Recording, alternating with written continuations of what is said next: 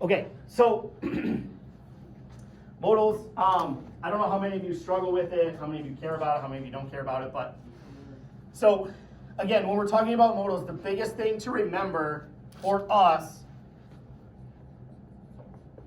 this is the first instance where we have a helping verb that stays in the sentence, right? Am going, are playing, is buying, all of those things, the am, the is, the are, they're helping verbs, they go away, right? That's what we've done so far with every sentence that we've looked at, okay? So these words are the first time that we have helping verbs that stay, right?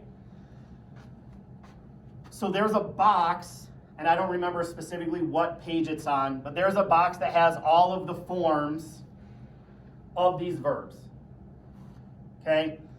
The plural side, the wir, the ihr, the plural z, and even the formal z are conjugated normally, right? So we just take the en off for wir and z plural, we just put it right back on, right? For ear, the ending that we use is a what? A T. So let's take off the en, put the T on when we're using it with ear. Okay? The big changes that happen are on the singular side, and it's with er z and or ich, do, and er zs. That's the only place that the changes happen. And if you know the ich form, what form do you also know? Exactly. Ich and er zs are the same. And the do, you just have an ST. Right.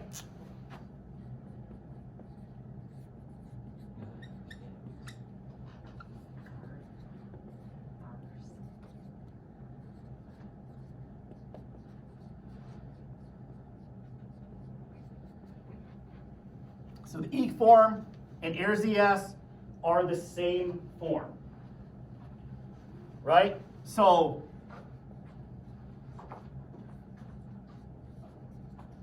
darf and darfst, right? That's ich or er zs and the do form.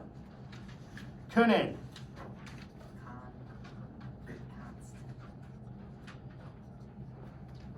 kann and kannst.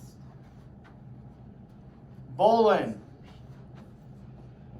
will, and willst.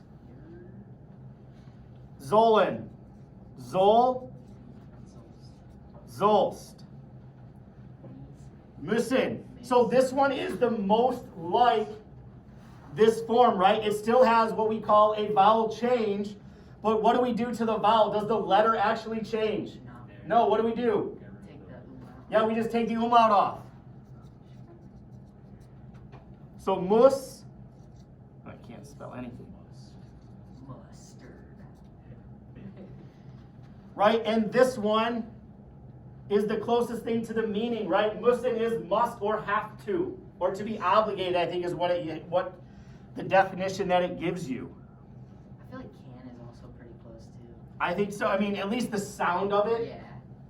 right? So these are the ich and the er zs form for all of your modals. Okay? The rest of them, Where does this? if you can conjugate any verb in German, you can conjugate the plural side of a modal auxiliary verb, which is what these are. Okay? Now, when we're using them in a sentence, The stuff in the sentence change.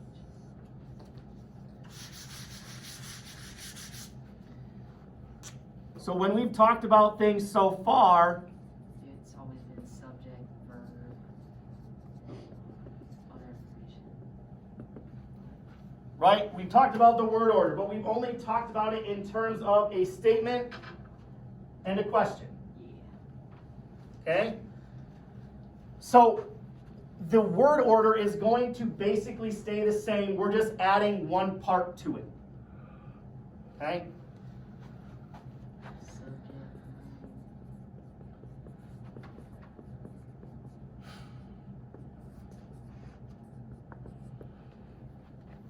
So an example, I want to play tennis. Right? And again, we've done this a lot, but what's my sentence about? Who or what is my sentence about? So I is our subject. What am I actually doing? You're wanting to play tennis. Show me what that looks like. Show me what wanting looks like. You can't really show it. Right? You're playing. So then what, yeah, exactly. That's what we're actually doing. That's our main verb in this sentence. So, main verb. So that means this we're going to label as our helping verb. Okay? This is other information, but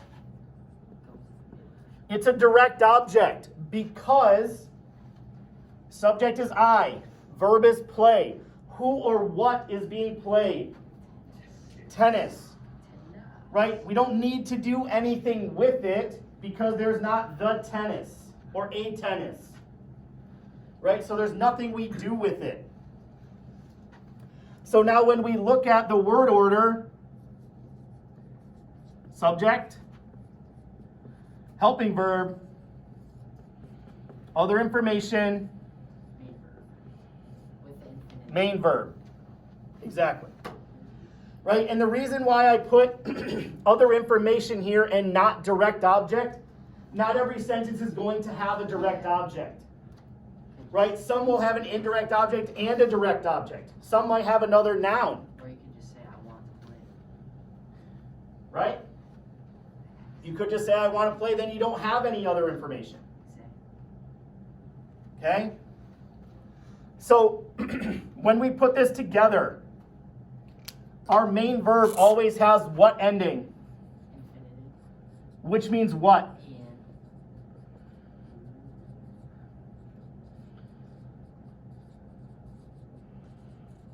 In. It means that that main verb, to play, will always have the en ending on it. Always.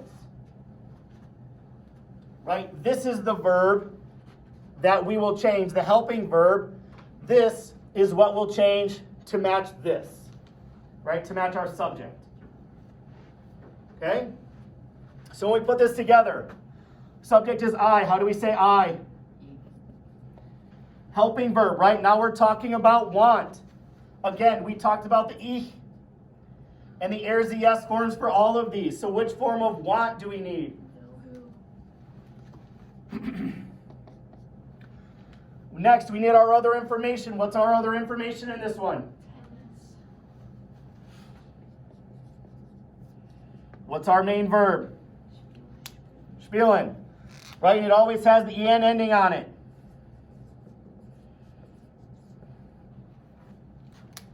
So ich will Tennis spielen. Okay? So that's a statement with modals. Question with modals.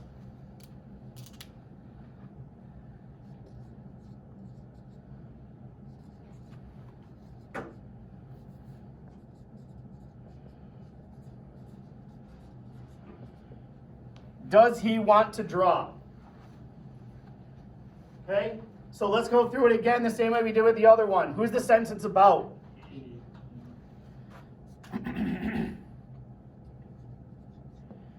Tori, what's he actually doing? Yeah, good. And this is our main verb because it's what we're actually doing. So subject he, main verb draw. What else do we have? Want. Which is? Will. Yeah, but what part of our sentence? That's the There we go, helping verb. Want is our helping verb. What happens to does? Right, in English, right, he does play, right? Does, we would probably consider a helping verb. Yeah. Right, the only time we have question words are who, what, where, when, why, how, where from, where to. Right, the W words are typically going to be the only question words that we have that we keep. Okay? So this word will go away. right? So when we're talking about a question in the word order, right? If you remember, we did it like a review sheet from chapter 2. It talked about specifically word order, how we go from statements to subject, or statements to questions, and questions to statements.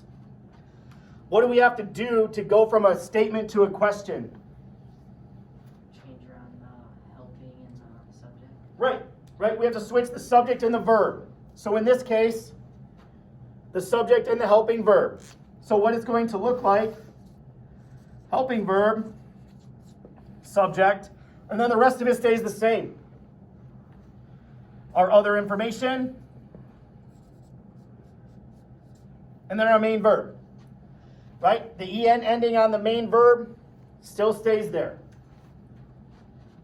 Right? So now, we need our helping verb first. So we have want again. What form of it are we going to use?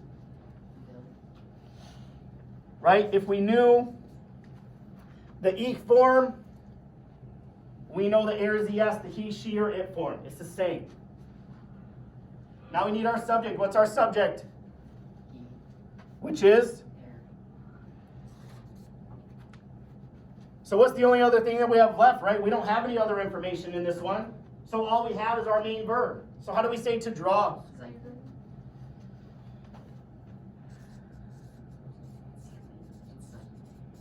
Zeichnen. Schreiben is to write. Zeichnen to draw. Okay? Will zeichnen. So this is, I mean, not necessarily in a nutshell, but this is how we work with our modal auxiliary verbs. Right? The word order is the most important thing. Knowing that the main verb goes at the end of the sentence. Okay? So when you see this on the test on Wednesday, these types of sentences are what you're going to see in those 4 questions on the test. Okay? Remember, the sections for the test are over here. Again, we can spend time going through any of them.